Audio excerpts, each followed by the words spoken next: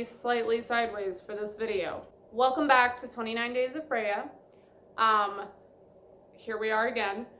I'm actually in the middle of uploading a couple of videos for the 29 Days of Freya, and then also editing some of them, like rendering that footage. And now I'm recording, so that's like 3 things I'm doing at once. So I decided to do kind of a quick Freya video, and that's gonna be me answering your questions about Freya. I didn't write down who said which one, but I've screenshotted them on my phone, so I'll just put a picture up for who asked the question while I'm answering them. So the first one is, what is your favorite picture or visualization of Freya? So I have 2 main ones. The first one's kind of the main, I guess, overall aspect of Freya that I work with, and that's kind of the long blonde curly hair and the red sort of lips.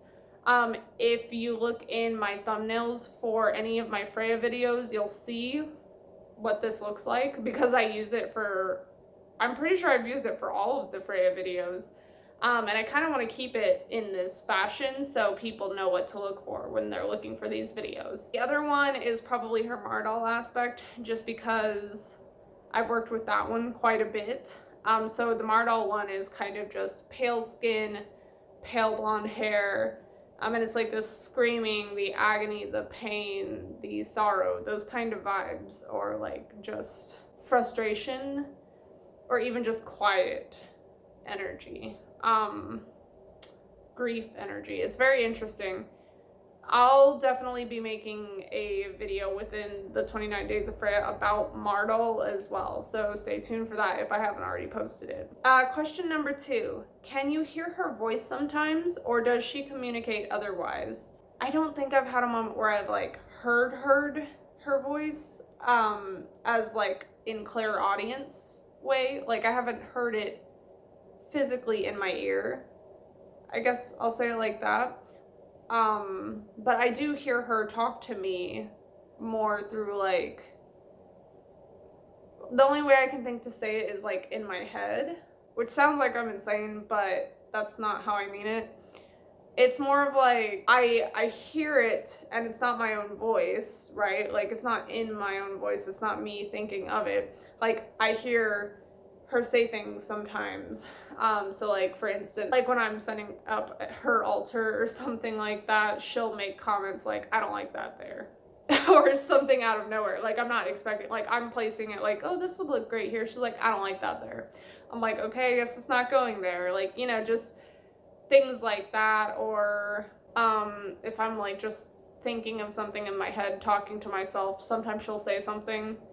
Like, I'll be like, oh, great, I gotta go this, and it'll be like, stop procrastinating, or just something like that. You know, something out of the blue where it's like not me, obviously, because I'm like complaining to myself, or I'm just doing something, and then she's gotta pipe in every now and then. So it's not so much as physical hearing it, more of like within my noggin, I guess, is the best way I can say it. How does she communicate otherwise? Through animals, through imagery, through sound, music. I kind of want to go back to that as well, because I have heard her in my own voice one time, like whenever I was first, I don't remember if I talked about this, but when she was like whispering like fiercely her name to me at first, I had said it out loud, like said Freya, in the way she had said it, but I remember when I said it in that moment, like it wasn't me. Like it didn't sound like me when it came out. It sounded like her power.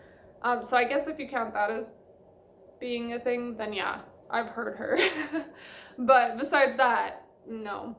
But the other way she communicates is like through any way possible, I guess. Through tarot cards. I talk sometimes through cards, or like oracle or whatever, through music, through nature, anything really. I don't think there's anything she specifically can't communicate through, you know what I mean? I am interested to try maybe like a ghost or spirit box and seeing if I can talk to her through there, seeing what kind of results I would get with that. That might be interesting, but I haven't done that yet. Next question. In what way do you need her, and how do you give back to her? I need Freya in my life. This is such an interesting question. It sounds like I'm so needy, which is probably true. I need Freya in my life to teach me how to be more confident, how to work through my fear, or fears, how I need her to show me how to keep being strong and to show me the beauty in everything. Because I think that's her main lesson for me, is showing me how beautiful life really is. I think that's her biggest message. How do I give back to her? Well, for one thing that I'm doing now, usually I feel like I just discovered that I make videos as offerings to her, and I didn't really realize I was doing it until now. So hence 29 Days of Freya. This is all an offering, a whole month of offerings for Freya. Obviously I might do more physically, but you know, we'll see about that. I don't know exactly where I'm gonna go with it yet. The next one, kind of piggybacking off of that, is do you offer her like food and drinks? And if you do, what do you do with the leftovers? I don't think I've offered her, maybe like tea or whiskey or something like that. I don't think I've offered her, I might have offered her food. If I did offer her food or drink, I probably, like after I let it sit on altar for a bit, I probably just poured it outside or something. But I really don't use it that often because I worry about whatever I eat or drink that I leave for offering. I worry that like leaving it outside, it could be dangerous for an animal or something. So I usually don't do that if I don't have to. It's not that I won't. I just feel I'm less likely to because I haven't really researched that much on what would be okay for animals. Maybe in the future I'll do a little bit more. Like I am interested in like making birdseed ornaments for Yule one year. I haven't really done that. But I'd like to do that to leave as offering for spirits. For the next question, do you connect with Freya as more of a goddess of love, of battle, or both?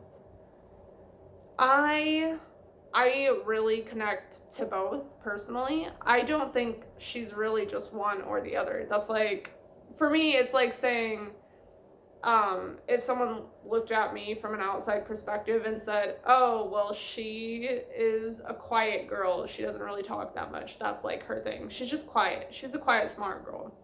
Obviously, they're only getting like a certain perspective of me. Like they've only seen me from a certain point of view. As opposed to like with my friends who see I'm really into gaming or something, like my gaming friends, I guess, would be like, oh yeah, she's a gamer, she kind of sucks at video games, but she likes to have fun with it.